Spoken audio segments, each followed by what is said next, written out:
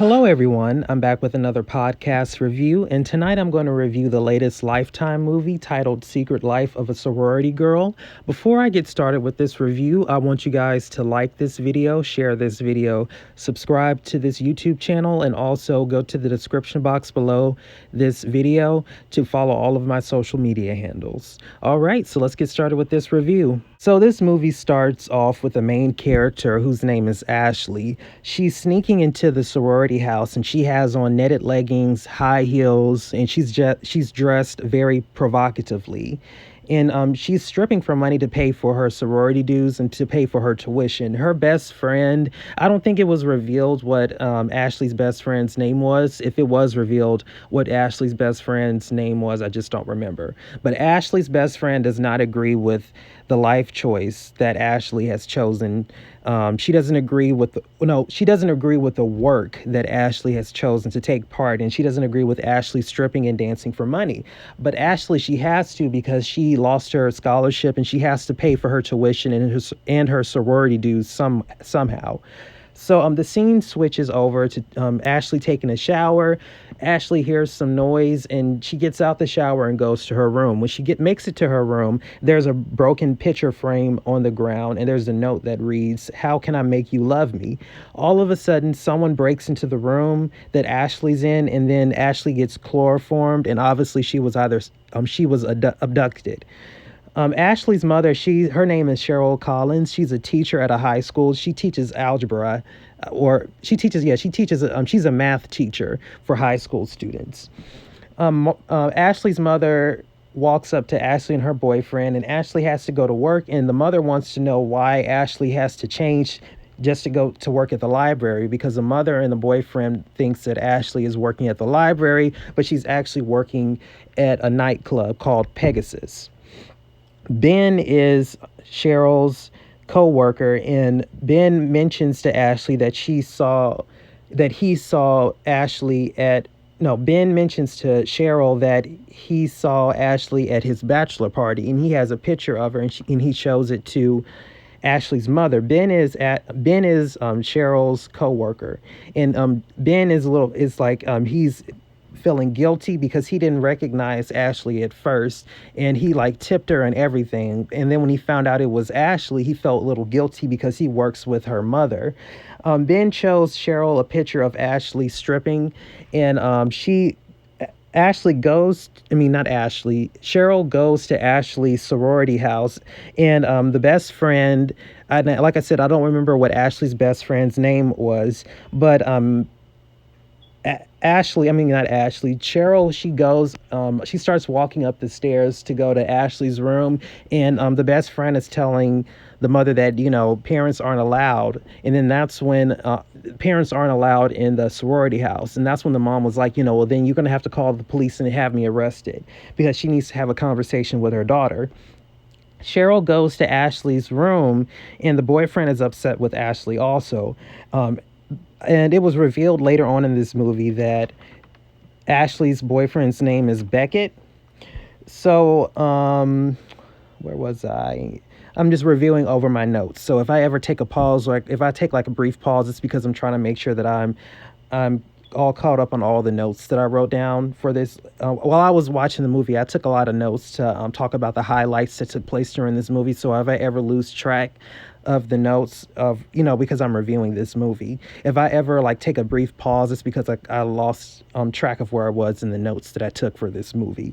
But Cheryl, she goes to the Ashley sorority house, and she goes up to Ashley's room, and she sees that Beckett, who is Ashley's boyfriend, is upset with Ashley also because he found out that she's stripping for money. She's she's stripping and dancing for money. And Beckett calls Ashley a slut. Ashley slaps him, and then all of a sudden, they break up. So Ashley breaks up with the boyfriend. The mom doesn't agree with the mom and Ashley's friend doesn't agree with Beckett calling Ashley a slut, but they also don't agree with Ashley dancing for money. So it's kind of that is her daughter, and that is that girl's best friend. So they were being loyal to her because of the connection that they had. So all of a sudden, like I said, they break. Ashley slaps him and they break up. And all of a sudden, we go to the next scene, and Ashley's missing, and no one's seen her for 2 days. Ashley's friend goes to Cheryl's house and tells Cheryl that no one has seen Ashley. And the ex boyfriend doesn't care.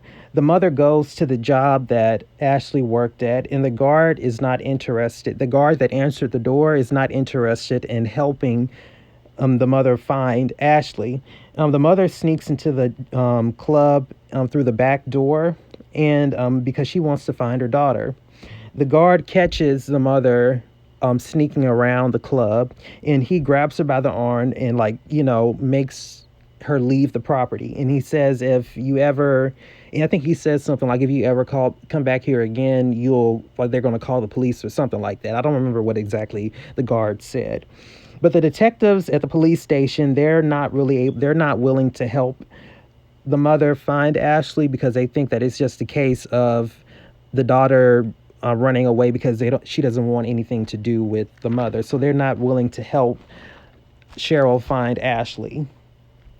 Ashley's friend, they got into Ashley's friend, and like I said, I do not remember what Ashley's friend's name is, but she was able to get into the club, but she was kicked out immediately when she started asking about Ashley, because they knew then that the mother sent her.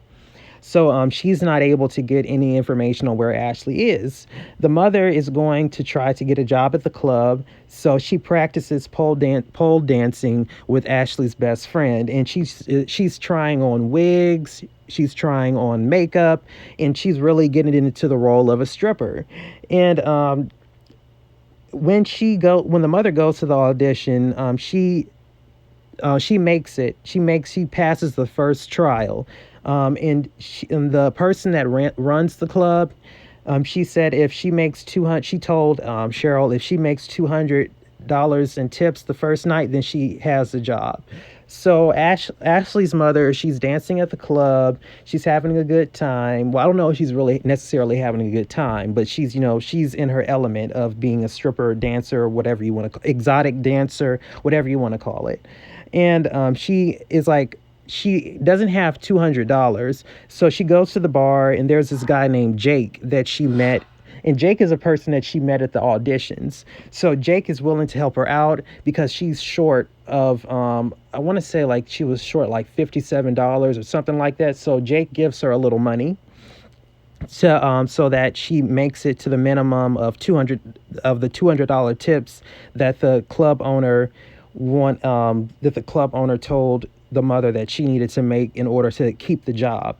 So Cheryl, she is on cleanup duty, and all of a sudden a man with a ski mask shows up, and Cheryl tries to get out of the room, but she's not able to get out of the room because she's unable to get out of the club. There's these steps, and there's this door that leads down to the strip club. And she tries to run up the steps and open the door, but she can't because it's locked. All of a sudden, Jake comes out of nowhere and opens the door. And Jake walks Cheryl out of the club. And on Cheryl's car, it says, "Quit or Die." Dolly Grimsley is the name of the owner of the Pegasus Diamond nightclub, and she shows up to Cheryl's job, and apparently her grandson is one of Cheryl's students. And thankfully, Dolly doesn't say anything about Cheryl because Dolly recognized her, but thankfully, Dolly didn't say anything she didn't say anything to the principal about her working at that nightclub, because the principal is the person that brought Dolly into the classroom. And Dolly, her grandson is in one of Cheryl's classes, and he's not making the best grades, and all the grandmother is concerned about is making sure that her grandson is passing his classes. He's not concerned about whether or not one of his teachers is one of the nighttime dancers at her club. So at the club, I think at this scene, I'm trying to make sure I'm on track and I'm not skipping around too much because I want to make sure that I stay focused on the highlights that took place during this movie. And I want to make sure that I stay in order. I don't want to like talk about the first scene and then talk about the fifth scene. I want to like stay in order so that you guys are following me. So at the nightclub, Cheryl asks Dolly where's Ashley, and during before that scene, I think that someone asked Cheryl. Oh, her name is Cherry. Her name is Sherry at the nightclub. But during the day, Cheryl's name she goes by Cheryl, and at nighttime she goes by Cherry. She goes by Sherry. Cherry. I didn't mean to mispronounce. I didn't mean to mispronounce that. But she's asking Dolly, who was the night client. No, I already talked about that. She gets offered to go to the VIP room with one of, I guess, her clients, one of the people that's attending the club. And Dolly, not Dolly, and Sherry turns down the person that wants to take her to the VIP room. All of a sudden, Cherry slash Cheryl starts asking about Ashley, and she ends up getting on cleanup duty. And Dolly mentions that no one has seen Ashley for a while. So I think because Cherry turned down the VIP, like she turned down going to the VIP room with that person, she gets put on cleanup duty. Jake wants to know why Cheryl keeps on asking about Ashley because Jake is also looking for Ashley. Hint, hint. And that's going to be the reason why I'm saying hint, hint, because it's going to reveal why he's looking for Ashley towards the end of the movie. I'm not trying to spoil anything, but it's going to be revealed at the end of the movie why he was so adamant about, quote unquote, helping the main character's mother find out where Ashley is. Dolly doesn't want Jake asking questions about Ashley because it makes it look as though something bad happened, so she wants him to stop that. Beckett, he's glad that Ashley's out of his life, so he's negative. They're at like this fraternity party, and Beckett is talking negatively about Ashley. And Ashley's friend comes out of nowhere, and she confronts Beckett. And Beckett's been telling people that he broke up with Ashley, but she said, Ashley's best friend said, well, we were there, me and she was there, so she saw what really happened. Ashley broke up with him. One of the dancers, whose name is Sunny, back at the club, one of the dancers, whose name is Sunny, agrees to help find Ashley, but she ends up dead, unfortunately. She goes, she's like, when she's trying to leave the club, I think there was a situation where there was somebody that broke into the club and she tries to exit out the club quickly. And when she gets into her car, all of a sudden someone comes out of nowhere and starts strangling her and she ends up dead. Okay, well, now what else happened? Cheryl is upset that Sonny died. Candy makes some rude remarks about Sonny, and that's when Cheryl gets into a fight with Candy, and she punches Candy in the face. The principal, well, not the principal. Before I touch on that, Dolly informs Cheryl that she has a VIP, or I forgot how Cheryl was informed about going to the. I forgot how Cheryl was informed about someone requesting for her in the VIP, but Cheryl goes to the VIP room, and it turns out to be the person that's in the VIP room is the principal that's at the school that she teaches. And because Cheryl is working in the nightclub, apparently it goes against some of the like the morals and like the rules that at the school that she works at. So Cheryl loses her job as a teacher.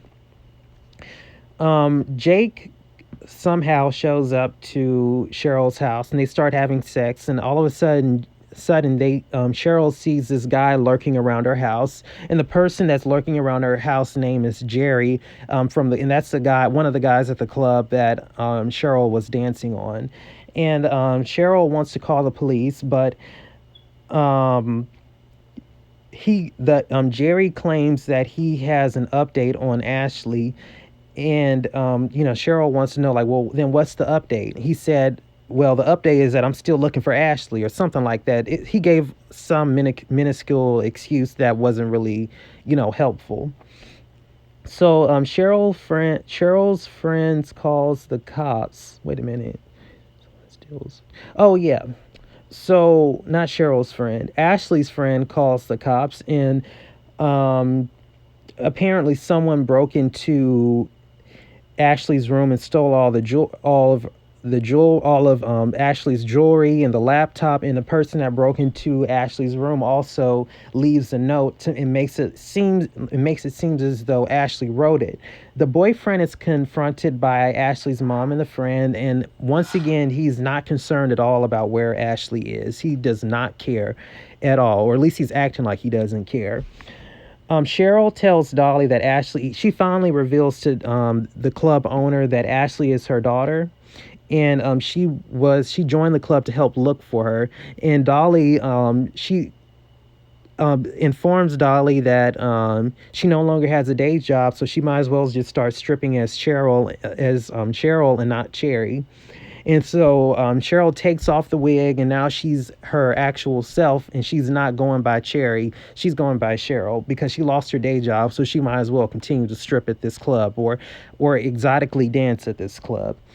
Unfortunately, someone breaks into the sorority house again, and this time it was two people, and they grab Ashley's friend. And like I said, I do not remember what Ashley's best friend's name was, but the two people, grab Ashley's friend and they push her over the balcony, and Ashley's friend ends up dying. The boyfriend was paid to take all of Ashley's stuff and leave a note. He seems to have some sort of remorse, and he seems to have some sort of regret and some sort of remorse, and he seems to miss Ashley a little bit because he was willing to sit down and talk with her mother. He was somehow Ashley's mother finds out that a guy in a blue convertible is the key to finding out where Ashley is. So Ashley's mother starts following this guy that was in the blue convertible, and she sneaks into the guy's house, and she's looking for Ashley. She finds Ashley in the basement, and Ashley is handcuffed to the bed.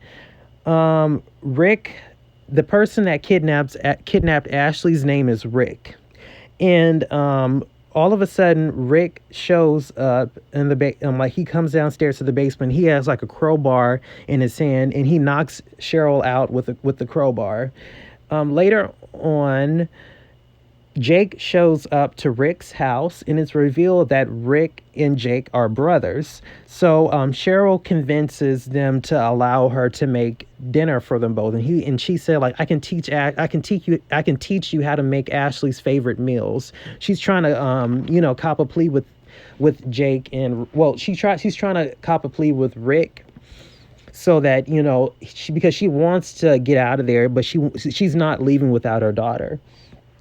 Turns out Jake was working with Rick because they're both brothers, and Cheryl cooks for everyone, and Cheryl convinces Rick and Jake to sit down in these two chairs, and they start and she convinces them to allow her and her daughter to blindfold them, and she said, we're going to play a game, and I want you guys to figure out who's who. So they start to act like they're going to start dancing on them, and all of a sudden Ashley's mother, who is Cheryl, starts to tie she attempts to tie Rick's she attempts to not handcuff Rick's hands together, but tie his hands together. And all of a sudden Ashley comes out of nowhere and hits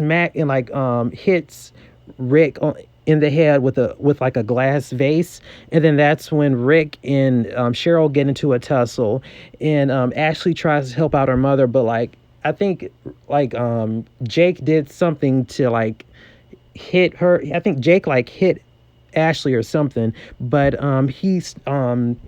Jake starts to strangle Ashley's mother with his bare hands, and all of a sudden Ashley comes out of nowhere and stabs Jake in the back with what it seems to be an ice pick. So after this scene, what happened after this scene? I don't remember. I blinked and all of a sudden the movie was over. Yeah, all of a sudden the movie was over. Ashley's mother, who is Cheryl, got her job back at the high school that she was teaching at, and she got a formal apology from the principal because now they realized she was only working at the club so that she could find her daughter. So she gets a bonus, and also Candy, who was working at the club that Cheryl's mother worked at, that Cheryl and Ashley worked at, Pegasus. She shows up to the school that Cheryl teaches at, and Candy was like, "I hope this isn't embarrassing for you to see me." But Candy, she wants to continue on with her education. So the mother is, who is Cheryl, she is open to having like night classes for Candy because Candy wanted to know if the school offered night classes for adults. So Cheryl agrees to teach Candy, and free of charge, because they're friends now. They decided to be friends after they got into like that scuffle in the back room at the Diamond Pegasus. They have like a vigil for, and then like the scene skips to Cheryl, Ashley, and the rest of the sorority. I almost said sorority. The rest of the sorority sisters, they have a vigil for Ashley's best friend that was killed, and after that, that was about it. And I think the movie ended after that. I give this movie, I want to say like a 6 to 7 out of 10, a rating of 6 to 7 out of 10. It was like the twist that they had in this movie when it was revealed that Jake was brothers with the person that kidnapped it. Ashley was okay, but it wasn't like the twist that took place in the last movie that aired last week, called Living with My Mother's Killer. Remember that movie? The twist that occurred when it was revealed that the person was. Well, I'm gonna let you. I don't want to spoil it for those. I don't want to spoil the twist in that movie for those of you who haven't seen Living with My Mother's Killer. But I give, like I said, I give this I give this movie a rating of 6 to 7 out of 10. It wasn't as good as the last movie that premiered last weekend, called Living with My Mother's Killer, but it was all right. It did have some action in it. So, but thank you guys for tuning into this video. You guys can leave your comments in the comment section below about your thoughts on this movie. What rating do you give this movie? Make sure to like this video, share this video, subscribe to my YouTube channel, and go to the description box below this podcast video to check out all of my social media handles. Thank you guys for tuning in. You have a good one. Bye-bye.